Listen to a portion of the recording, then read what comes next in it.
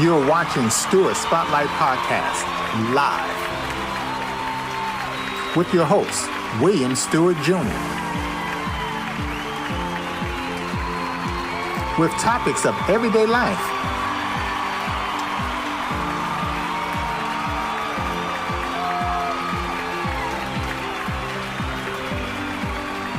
Tune in every Friday at 9 p.m. Eastern Standard Time.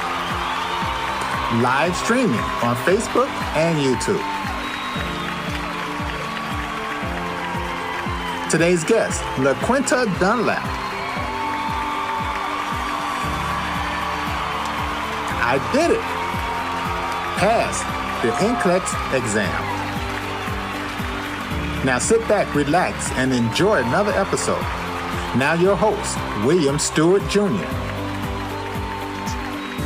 Good evening and welcome to Stewart Spotlight Podcast. My name is William Stewart Jr. and I will be your host this evening. I hope everyone had a wonderful week. On their vacation, or just time off, or just working in general. And getting ready for the weekend, because this is a big weekend this weekend. Today is Friday, August the 29th. Wow. First, let me apologize. Let me apologize to Pamela Cumberlander. She was scheduled to be on today. However, my niece sprung with some good news, and I had to shift some things around, and she is scheduled to be on next week. So make sure you tune in to hear Pam Cumberlander, an HOA property management. As I stated before, this is Labor Day weekend. Labor Day weekend. Would you believe this? Labor Day weekend? Wow. How time flies so fast. And before you know it, it's going to be Thanksgiving, Christmas, and the New Year coming. Every year we have, we celebrate Labor Day with a live jazz band in my community. And this weekend we're going to have a live band, and the theme is Boots on the Ground. I can't believe this, boots on the ground. But hey, that's what it is, and we're gonna have some fun doing it. Also, I need your support. I know you're asking me, how could I help you? I'm glad you asked. You can help me by doing this. I need your support. I need you to like, share, subscribe, comment, and make sure you turn on your notifications. So therefore, every time you hear this, you know that Stewart Spotlight Podcast is live. Yes, that's right. Make sure you turn on your notifications on your devices, your laptop, computers, cell phone. And every time you hear that notification, ding, ding, ding, tune into Stewart Spotlight. Make sure you leave a comment. Give us some feedback on how we're doing and what programs you would like to see on Stewart Spotlight. This week, I have a message. A friend of mine, Bud, always gives me a message every week. I don't know where you find these, but I appreciate him sending me. He says, there will always be people in your life who treat you wrong. Be sure to thank them for making you strong. Wow. That's kind of deep there. Today's guest is LaQuinta Dunlap. She did it. And we're going to go into that a little bit during the show, what she did. After this break, we're going to come back with my guest. Stay tuned.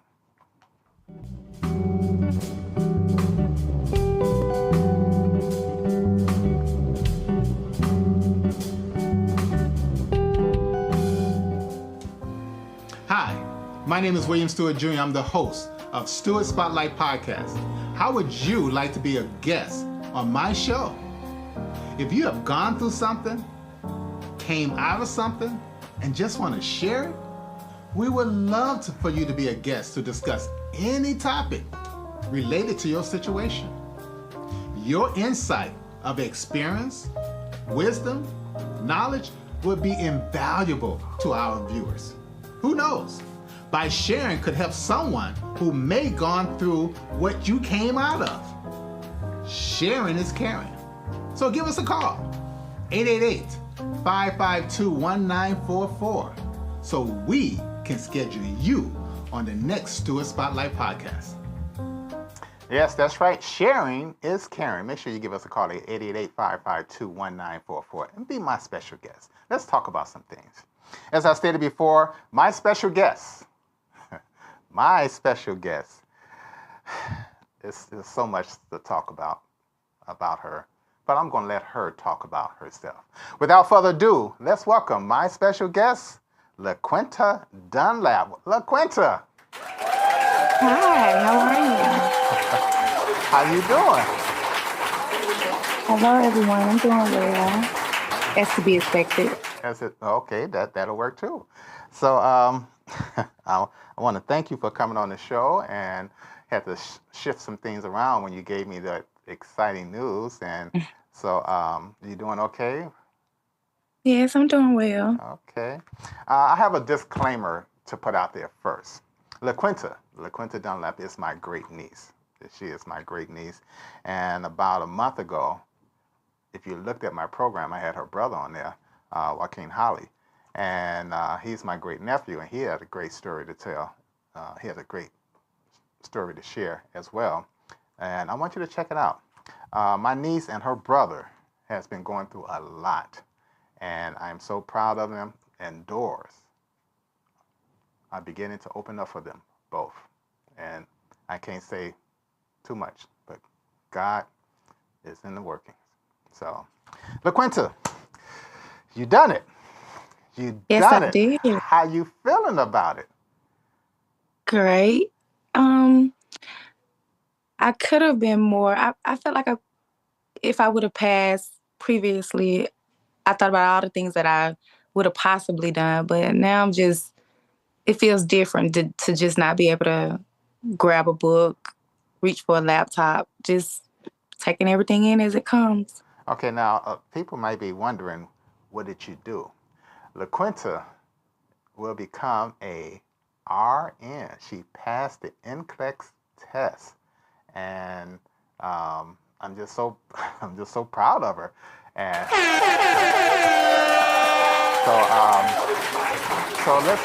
I'm not going to talk about your whole story. I just want to touch bases on some things and bring you up to par. So, how old are you first? Which I know already, but 43. I'll be 44 September 25th. Right, and you were raised where? West side of Atlanta. West If side you're of from Atlanta. Atlanta, you know West side of Atlanta. Okay, and the total in your family? I have 2 brothers. I'm the oldest of 2 brothers. Mm-hmm. What do you remember growing up? I guess when I was probably about 8 or 9, when you become aware of things, when you become aware of your parents trying to do the best they can to support you, making sure you don't go hungry, making sure you're not out past the street lights because violence can occur. As my brother got on here the other week when he was with you, and he stated that, my mother did the best she could, but we were still aware. And no matter what, we tried to hold it in. I meant to tell you, I should have made you guys sign an NDA. My mom ain't here. Okay, but anyway, yeah, we had it pretty rough. We understood how to survive, and if you know that side of town, it's pretty rough. You really can't hang out late at night, and things of the nature happen is very poor, and a lot of poverty going on over there. Okay. Now, you used to travel back and forth from Atlanta to Chicago. Mm-hmm. I had my late grandfather, which is your brother. He was from Chicago. My mom was from Chicago as well. So we had the best of both worlds. We were here in Atlanta, and which was my mother's side of the family is here, and you are my uncle on my mother's father's side. So, and that family is from Chicago. So we had a little bit of both worlds. We stayed in Atlanta and we stayed in Chicago. Um, and my mother was the type of person, she knew how to survive. She definitely knew how to survive, Mm-hmm. but she was also sick. She had complications, and she did the best she could for a single mother. Right. I had my father. We the three of us, we all have different daddies. But my father was in the service, and he was extremely strict. And my mom, he didn't take too well of my mom leaving. Um, he still loved her despite having two additional children. He just didn't know how to keep her and keep his hands off her, if that makes Mm-hmm. sense. So my mom, when that didn't work out, she dated again, and I had two additional brothers. Yeah. And we are pretty close, me and my brothers, we talk every day. We're pretty close. Yeah. So now, did you have any career goals when you was growing up?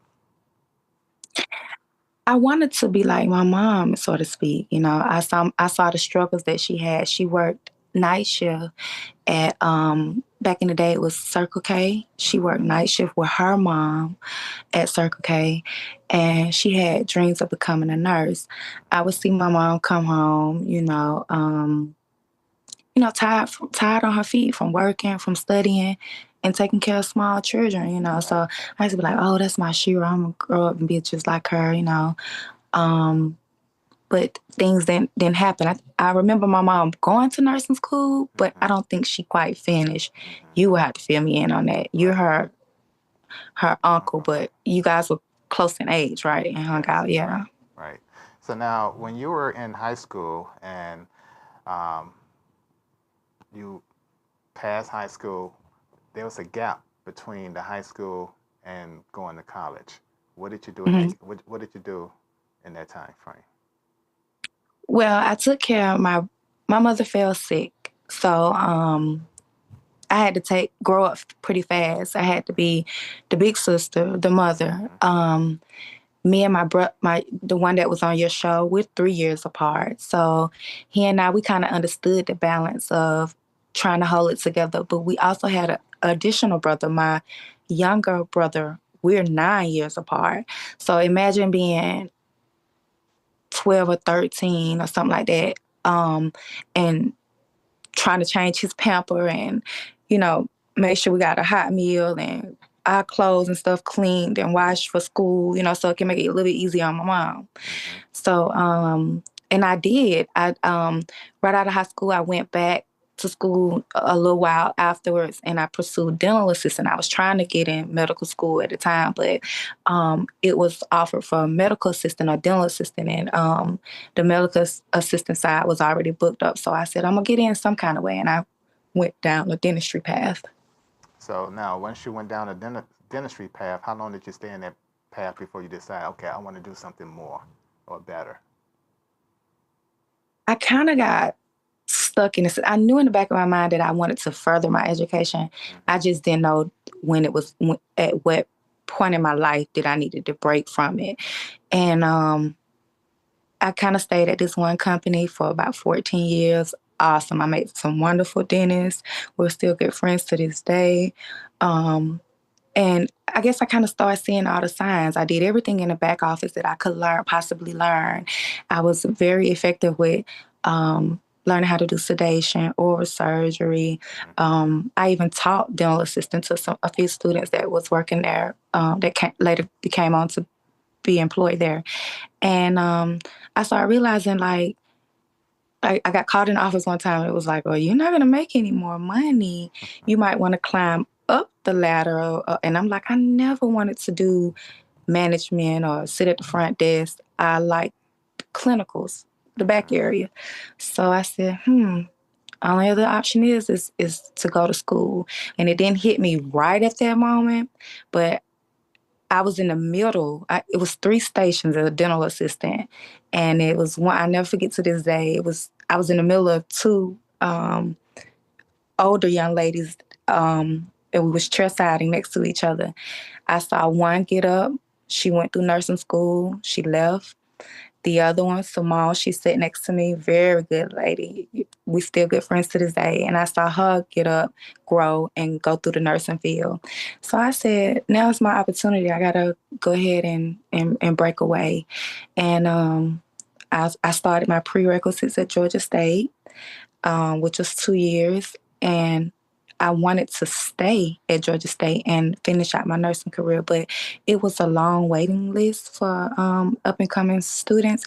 I would have had to wait at least a year to get in a program. So I chose to go to Chamberlain University, where I went and pursued my BSN, finished up the other 2 years with the credits that I had. So now, how difficult was it to get into Chamberlain? Very difficult, because here's the kicker. Being young, you adolescent, you don't understand, you get into fights, you get into trouble, you go to jail, you break a bottle, you use a hammer, you do things, and you get yourself in trouble. So I had no idea when I first got in nursing school that they would look that far into things that you did as a teenager, and they do. Luckily for me, years ago, I had expunged everything and sealed up everything that, all the fighting, all the anger and things that I was going through in my childhood. I went on and sealed it up. But when I initially signed up for nursing school, they take a look, they take a deep dive. So, having to sit down and discuss that, I got through it because I knew this is what I wanted to do. Wow. Yeah. So now we missed them, because I don't want to go too deep, because I know your life story, and but let's talk about Chamberlain, because you were enrolled into Chamberlain. You had a counselor, and the first year. Tell us about that first year in college under the nursing program. What classes you had to take? What classes you were struggling with, and things of that nature. Well, they put you in a transition class. It's more like transitioning out of A&P anatomy, the college lifestyle, into they're getting you ready for a profession. You're walking into a profession. So, we had the introduction to nursing class. We had pharmacology. That's what you take first, is dealing with drugs and nursing, the medications in nursing. You also have fundamentals, which is the base of becoming a nurse. And one thing about nursing school is no joke. You get two fails. After two fails, is no more going back. You could try another school. It's a slight possibility they'll let you in, but that is rare. So you only have like two fails. It's not like traditional college, to where if you failing academically, they got somebody to come grab you, pull you out, help push you up. No. This is a whole different ballpark. So, and I remember my first year, we was getting ready to go into, see, I only needed to complete a year and 6 months because I had enough credits from my previous college to graduate really fast. Usually it's like a 3-year program if you go straight in at Chamberlain. But I had enough credits to pull over from Georgia State that I would only probably be there about a year and a half. Well, no, that turned into 2 years and a few months. I remember after my first year there, I was in clinicals, and you usually get your grades after your last day of clinicals, because you turn over pretty fast. It's like 8-week classes. You in 8-week classes, and then you have clinicals on top of that. So imagine going to school 5 days a week. You there maybe 4, and then it was during COVID too, so it was really, really, really hard, because if you are visual learner, you need to see these things happening as they unfold, versus auditorial. It's much, much harder, because during COVID, we wasn't able to get in clinical rotation. So everything was online mostly. So you had that against you. Those little odds was against you. So I remember being in my final year, my 1 year mark, and I end up I remember coming to your house and I said, I think I'm going to fail this class. I took the whole weekend. I came down. I took the whole weekend. I stayed in your office. I locked myself in your office and I studied for a long time. And I remember coming 2, maybe 3 points shy of passing that class. I remember being at clinicals because you find out in clinicals, everybody's waiting around trying to kind of figure the last day of clinicals, they're trying to figure out what their grades are. Do they get they get to the next class or whatnot? And then that was our senior mark into the next class. Everybody's kind of sitting around.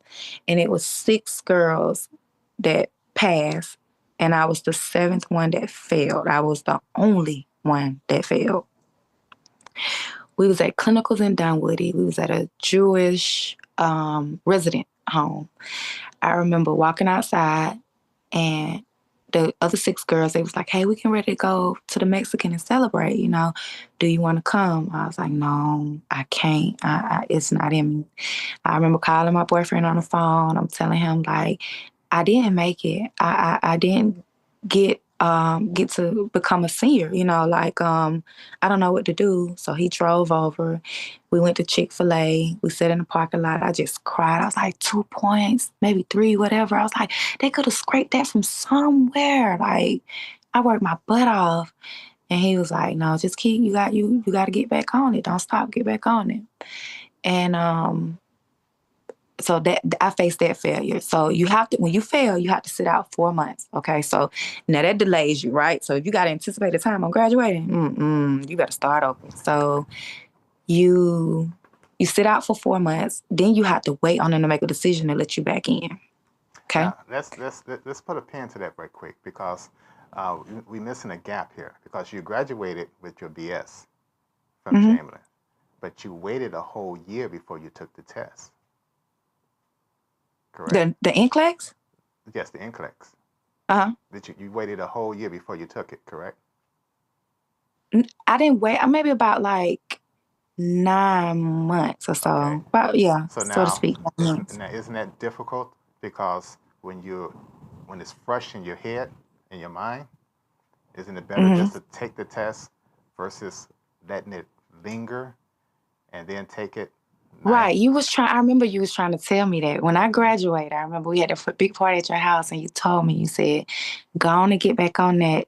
Start studying. I was like, oh, I just did 4 years of school. I need a break. I want to travel. And I did the opposite of what you told me. And the day after I graduated, I jumped on a flight to DR. Yeah. And you went other places and I came back. I think we stayed gone maybe 2 weeks. So we're talking about if I graduated in July. I remember I graduated in July. I jumped on the flight the next day. I came back home. So then we're talking about it's going into August, September, somewhere down close to November. And I remember going back out of town. I went out of the country again around Thanksgiving and Christmas. And so I had already purchased a product to study with. And I went and tested in January. That didn't work out. I failed. I thought I could go in on the knowledge that I had from school. Holy no. Went in and failed. So now, what did that teach you from that experience, that gap, then failing, and then now you got to wait out for 4 months before you start getting back into it again? Isn't that a great delay? Now, were you studying during those 4 months you had to before you went back into school? Wait. Are we talking about the first time you fell? Okay, so that was in school. So then we talking about the NCLEX. That's after school. Okay, got it. NCLEX, right? Because we kind of like we jumped ahead and then went back. So now, that 4 months that once I failed, that within that 4 months, because I went out of town then too. I remember that. You have to kind of wait out. It's a waiting game. You have to wait out and no, because what's gonna happen is once they let you back in, because you got up to two times to fail. So once they let you back in, you're gonna retake that class over again, 8 weeks on that class that you missed. It don't matter if you came out 2 points short, 1 point short, half a point. If you fail, you fail. So you have to take that class back over again, 8 weeks and the 4-week clinical. Okay. We was kind of jumping ahead. Yeah. NCLEX comes Right after. after Yeah. you. Right now, when you was doing your uh, residency, not residency, but you was doing your in the senior citizen homes. Hmm. Tell us a little story about, because I remember about the lady who dropped the apple or orange on the floor when you. Oh yeah, yeah, yeah. I remember that. That I was working with a lady, a Jewish lady, and everybody thought she was pretty mean. We was walking her back from the cafeteria, and she had dementia, Mhm. and she didn't have a steady gait, which means in our terms, she's not able to stand on her legs for a pretty good long time. She's very unstable, and then she also has advanced dementia. Mhm. So we're trying to walk her back, and some kind of way, me and the other student, we're students, of course. So she's falling. She's leaning down, falling. Like me and the other girl, we trying to back this up, pick this back up so we can get her down to the ground first so we can stabilize the situation. And she worried about these doggone oranges that's falling out the basket. So So, I was like, ooh. so she wasn't worried She's about like, no one catching her. She was worried about her oranges falling out the basket. no. Okay. She was like, no. Okay. Hold that thought, and we're going to come back and we're going to continue about after you fell while you was in school, not the NCLEX. After you fell, what was the process after that? Okay. Okay. We'll be right back after this short break.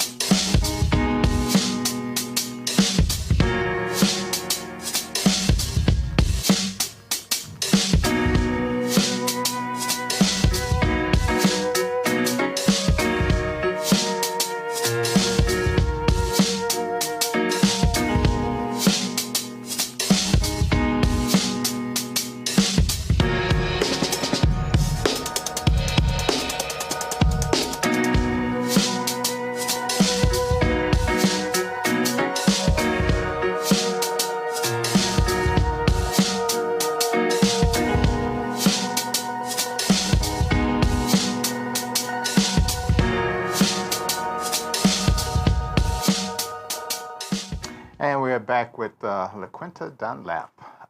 Sorry about that, because I did jump back and forth on that NCLEX and passing the grades. So when you did your study, how many times you had to go to the different places to get hands-on learning?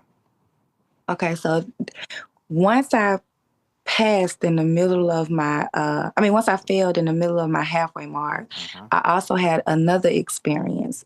And so it's going to make sense in just a second. Okay. I had another experience to where my very last clinical on my very last Ah, day of ah, school, yes, remember that? yes, I remember that now.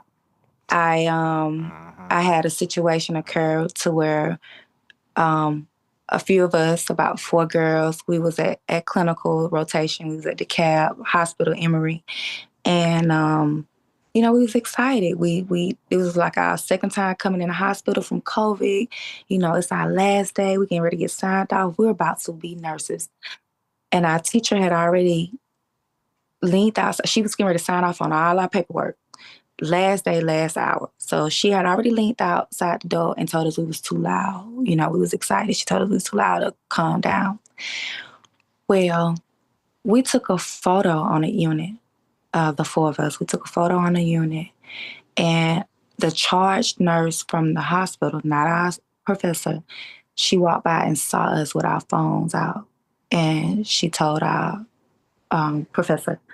So our professor made us go home, and we had to wait to speak with the dean.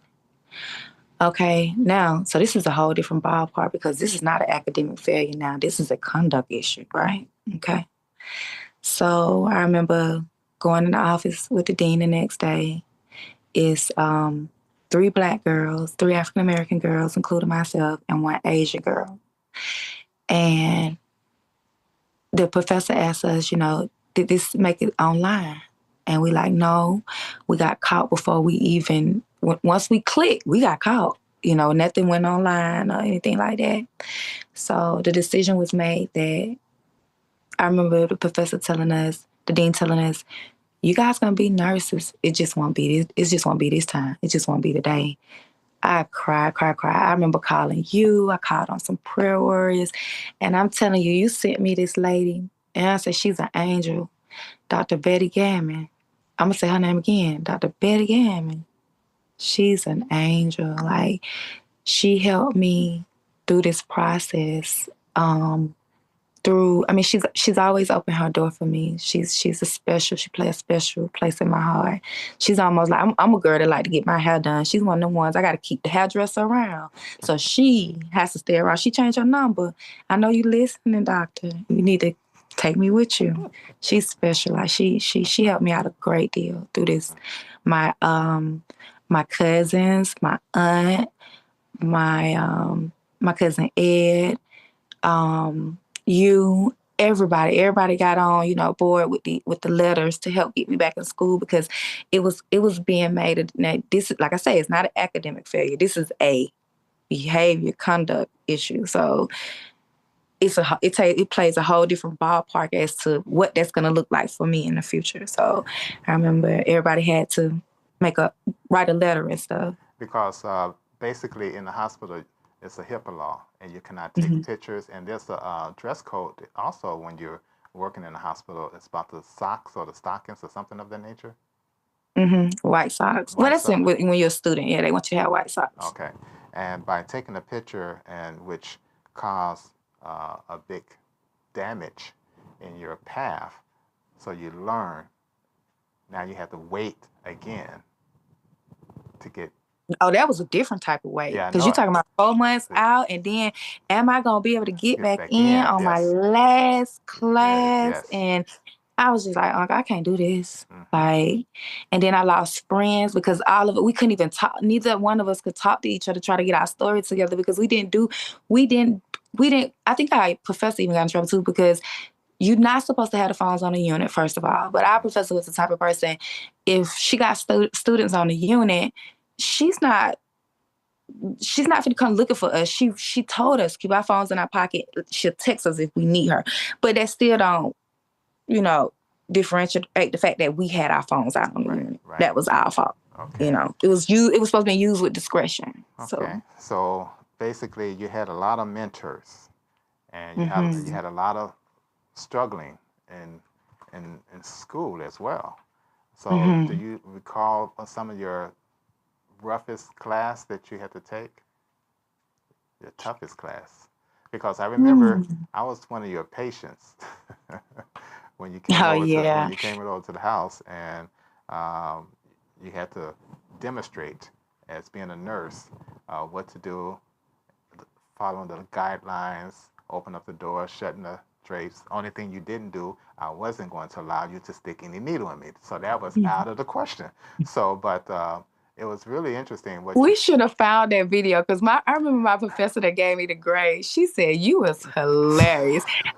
She said, I don't know where you get this patient from, but he's hilarious. You was like, we taped that for hours. You remember that? I stayed at your house. Right. What I thought would have been maybe about an hour or two. Right. That lasted the whole day. Right. So when I finally had to find this final product done and the grade, I remember my professor called me up. She said, hey, you, let me talk to you for a second.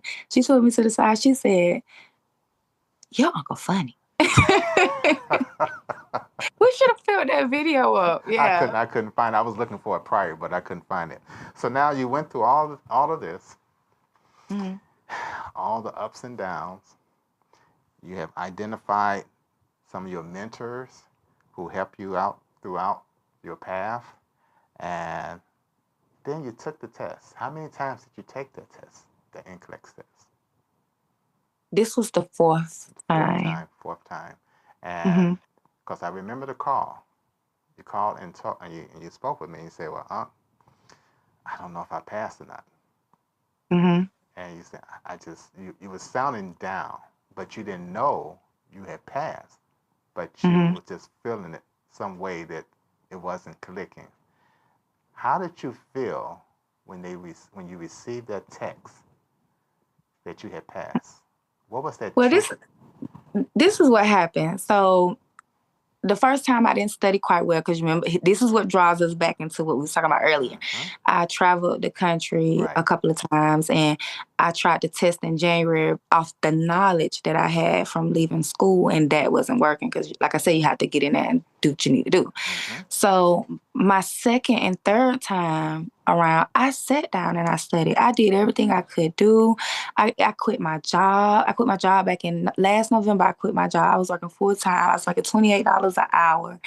It's still in dentistry. And I ended up quitting my job. I said, I gotta get this done. It's no way around it. Like I'm sitting holding a piece of expensive paper at your house on your mantle, and I'm not doing nothing with it. I have to get this done. I have to Mm-hmm. sit down to get this done. I got to remove the distractions. I got to come off social media. I got to pray. I got to fast. I got to get this done. So my second and third time, I did sit down and study. So to the point where when I sat down for the exam, I felt like I understood everything much better than I did the first time. It didn't reflect. Um, and so when I went in August the 13th, this past August the 13th, because let's put it like this: when you test for the NCLEX and you fail, you have to wait 45 days. Alongside of the 45-day waiting period, then you got to turn around and figure out how you're gonna come up on the money. Now, mind you, now I said I quit my job, right? So you got to figure out how you're gonna come up on the money because it's $500 each time. You know, the NCLEX exam is $200. You have to pay for your license, which is about $50. You have to pay $75 for your fingerprints. You have to then turn around and get a product that you need to study from, something like Archer, something like UWorld, Kaplan, whatever product that you feel is effective to help you get as many questions as you in, on that topic, on that content, and hold it and learn the rationales behind it. So we're talking about $500 each time. And this time I really didn't have it. The third time I failed, I was poor, broke. Like my brother was paying my bills at my house. My boyfriend was paying my car note. He was like, look, I'm gonna take this money and I'm gonna pay for it again for you. He paid for it again. I didn't have to. I felt bad about it because you know me, Unc. I don't ask nobody for anything. I've always worked. So he paid for me to take it again.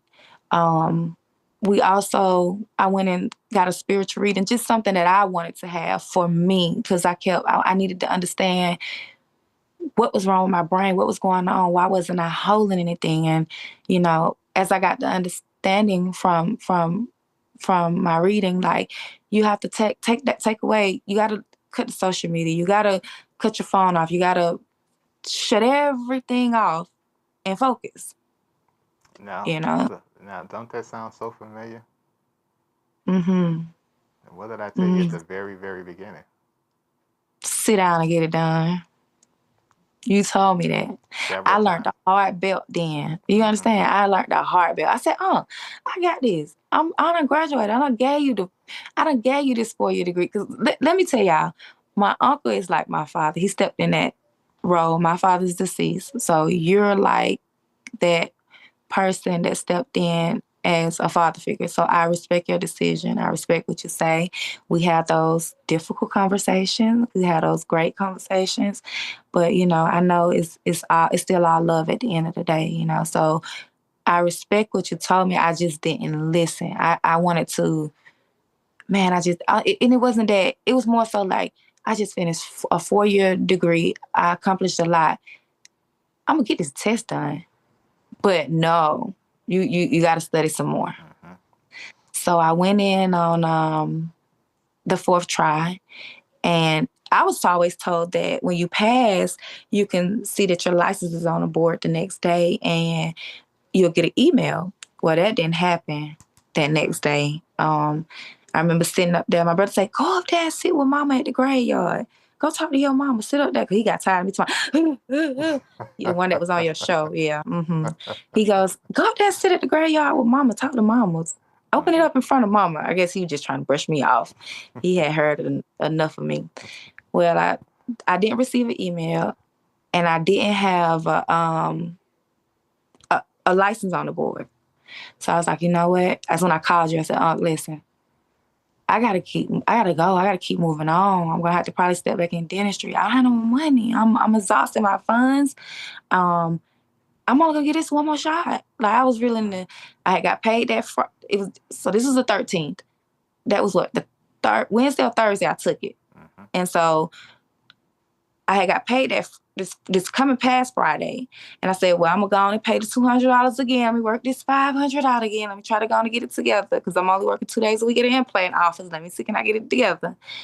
And I opened up my email and it said, congratulations, on your profession.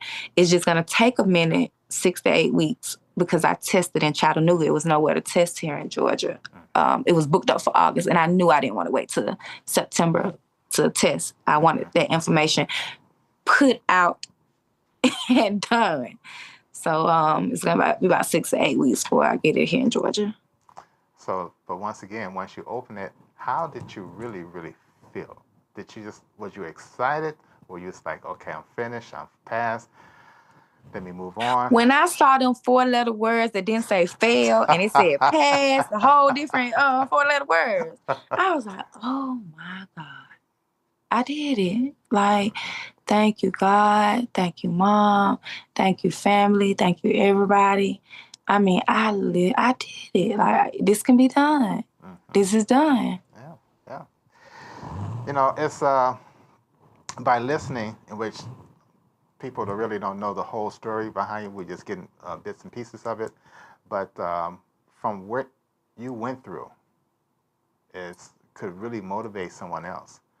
Because I did talk to one person, and she said she was trying to get her daughter into the nursing to make sure I text her, and I text her tonight so she can hear what you went through and some of your struggles. So it's very interesting because you're never too old to learn. You have to be motivated and driven. And as a friend of mine told me, don't let nothing get in your way if you have something in mind you want to do. Board out everybody else until you conquer what you have in your mind, on your mind. I feel like the advice that I could give somebody else, like,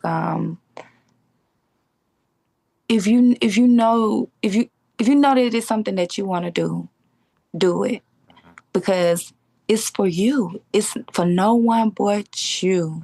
Nobody gotta agree. Nobody gotta, you make a plan. I used to write on my mirror. I had this sticky note on my mirror, and that sticky note read, "The wind is coming," the WIN. Don't let the wind bother you, the WHEN. So I looked at every day, like it's gonna get done. I don't know when, but it's gonna get done because I'm not gonna give up. I'm not gonna give up at all. Just keep staying the course. When you're in nursing school, get you some friends. It don't matter if they Asian, Hispanic, African, whatever. Get you some friends because you're gonna have to pull each other hands. It's okay to piggyback off of certain things. Also, have you a good support system. My auntie Val, my cousin Ryan, my little cousin Ryan, he younger than me. He had to give me money. I've been trying to pay him back too. Call your nephew. So, I mean, like, it's like, yeah, call him. So, it's like, you have to have a strong support system. You do. You have to. And you got to, don't give up on yourself, man. Don't do that. Right. Because you're only going to disappoint yourself. Well, I have 2 nurses in my life. I have to think of a name for LaQuinta now because I have a personal nurse. She's in Maryland. When she graduated, she's my great niece as well, but I never call her my great niece. I call her my personal nurse. Now I got to think of a name for my second nurse, but I'll let you know once I come up with that name. Probably that old hard-head nurse. I don't know. No, not at all. But anything you would like to say before we end the show? because I'm gonna talk about your brother. Let me tell you, I gotta tell you this right quick. My nephew, who was on about a month ago, um, he's a comedian. I don't know. He just lost his calling for whatever reason. He's working now. And I spoke with him and I said, "Oh, you're working now?" He said, "Yeah, Unc, I'm working now." I said, "Because I haven't heard from you." You know what this so and so said? he said, he said, "Well, I don't talk to people who don't work." almost, I almost said something, but that's okay. I'm gonna get him. I'm going to get him. But anyway, on that note, do you want to say anything before we end, LaQuinta? Wait a minute, you know how he can get. You remember what he said about that turkey on Thanksgiving? Oh, we ain't gonna talk about the Gonna come turkey. over your house and eat your Thanksgiving turkey. Right, and then After he come back said the it was next in the day. deep freezer. Right. Yeah. So, what would you like to give the audience? Keep going. Believe in yourself. Mm-hmm. If nobody believes in you, believe in yourself. Right. Get it done. Don't matter how long it takes, the time. Stay the course. Stay the course. That's right. Pray to God and stay the course. Well, you heard it here first. And once again, I congratulate you. I am so proud of you. And do you know which hospital you want to try to work for? Well, unfortunately, I just missed the residency for Emory or Grady. Maybe Emory. I missed the residency. You sign up in August, and it starts in September. So I had to take the next rotation, which is you sign up December for January, which is okay. So I decided to reach out to some of my old dental colleagues, and I want to try to go back over there with them until I start this residency, because I want to be on. I've been having people call me about these jobs, honey, and this money sound good, but no. I work hard for these licenses. I want to get under experienced nurse that's gonna train me well, so I can wait a little bit. Well, you know, Yeah. that's a very important job because you're dealing with people's lives in your hands. Mm-hmm. So, yes, make sure you take your time, understand what you're doing, and continue to reach for the sky. Mm-hmm. And I'm gonna take Dr. Gammon with me. All right, LaQuinta, I appreciate you coming on, and I'll be expecting to hear something better from you in the future. All right? Thank you. Love you, Aunt. I love you too. All right, that was my niece, LaQuinta Dunlap, and I'm so proud of her. And as I stated before, I have two nurses, Corey and LaQuinta now, as my personal nurse. I'm gonna think of a name for the other one. I had my other niece on about a month ago, Tana. She's from California, and she spoke on some different things, and it seems as though that I'm hoping that she's do much better too. But anyway, let's move ahead so we can close out for this week, because you know this week is Labor Day weekend, and my next week guest, as I apologized before, because Pam Cumberlander was supposed to come on today, but I pushed it back because my niece shared some good news with me, and I want to make sure I get that out there so she can share her story. My next week guest is Pamela Cumberlander, and she's going to be talking about HOA property management. If you're interested, and if you want to know something about property management or HOA, the do's, the don'ts, the bylaws, the covenant, and things of that nature, tune in, and she could be able to tell you a whole lot. With that being said, I appreciate you guys. I appreciate you guys sticking in there and listening to another episode of Stewart Spotlight Podcast. And until we meet again, be safe this weekend. Because, you know, Labor Day weekend, barbecues, parties, and also we getting ready for my boots on the ground jazz. But be safe. Until next week, God bless.